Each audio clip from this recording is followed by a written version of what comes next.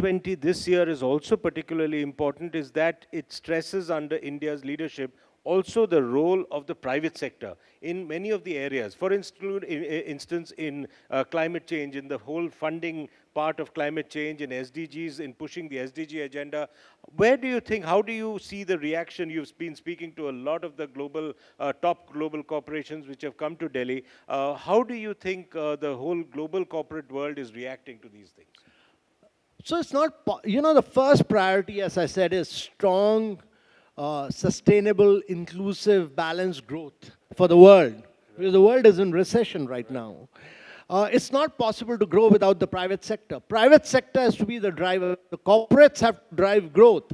The government can be a facilitator, can be a catalyst in ensuring that private sector grows. And that's why India's B20 presidency was very important. And India's B20 presidency has been done very well.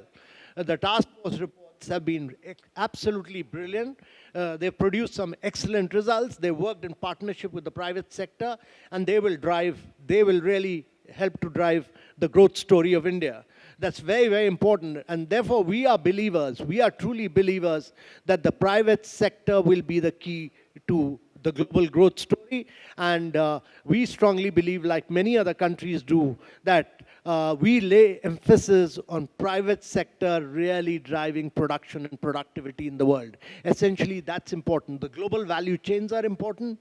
Demonopolizing these global value chains from one country to several countries is important. In the long run, it's the private sector which drives growth, and India's G20 presidency has assisted and supported B20 in a very big way. This is probably the best B20 ever held.